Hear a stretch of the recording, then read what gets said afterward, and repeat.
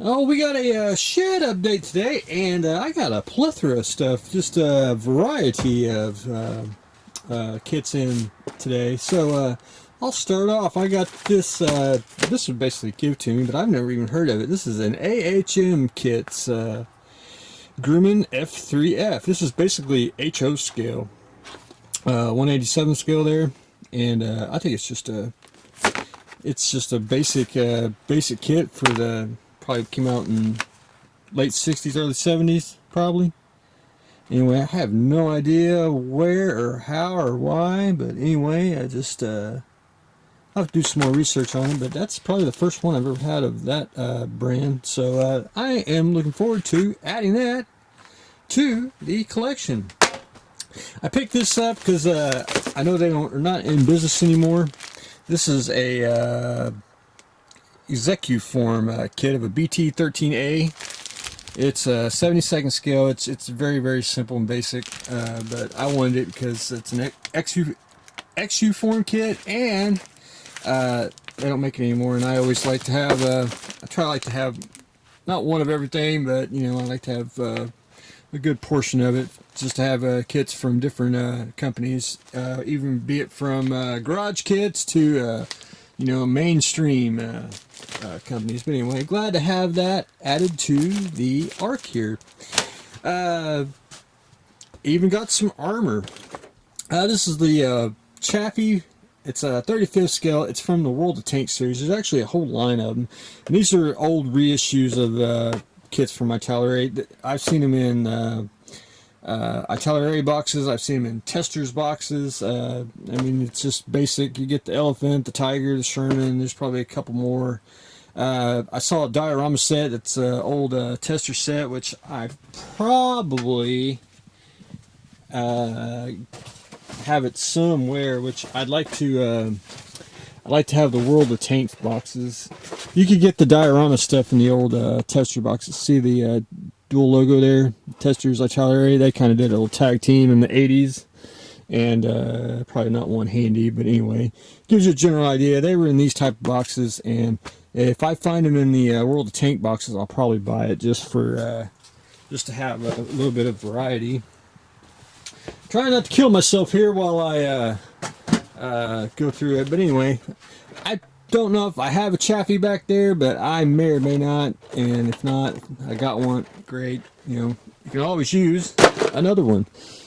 For the science fiction, the hobby store gets in a bunch of Gundam kits, but they also get in not Gundam, and this was a female, basically robot with a female pilot, and I have no idea what it is, what's anime show it's from, but anyway, it's got a female in it.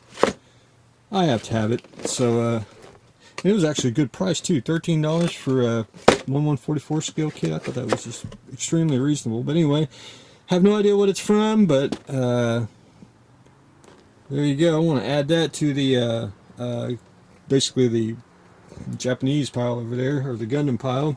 It is the 50th anniversary of Star Trek, and I basically bought this kit just to basically get the sleeve, if you will, because that's basically all there is to it.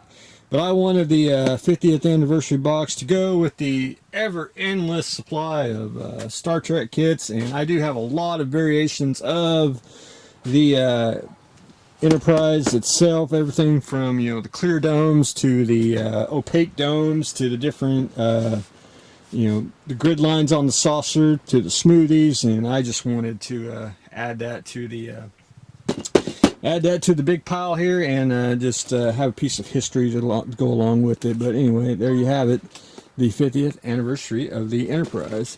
The comic book store, I do frequent there every week because I do like graphical literature, and he can get toys, but he also can get model kits, and he gets the some of the Star Blazer 21.99 kits, and this was only two he had there, and I was like, all right, I'll take those, and we will add them to the pile over there too, which I think are just very simple kits. I mean, they're small, about that big once you assemble them.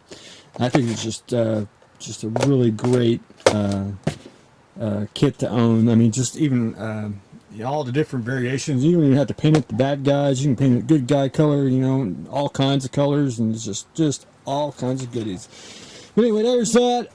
Everyone's seen me working on my Flash Gordon. I did get 2 kits. I have got a third one coming, and I try to keep about 2, usually 1 to build, 1 to keep, and something like that, or I try to keep 2. I like to have 2 of kits when I buy it, just in case I have a desire to build one and change it up when it's a reissue or something of that nature. But anyway, thought I'd never see a reissue of a Flash, but anyway, it finally has came to pass, and I'm building one, and I'll have one to add to the ever-growing figure pile, so we'll find a place to put Flash somewhere around here.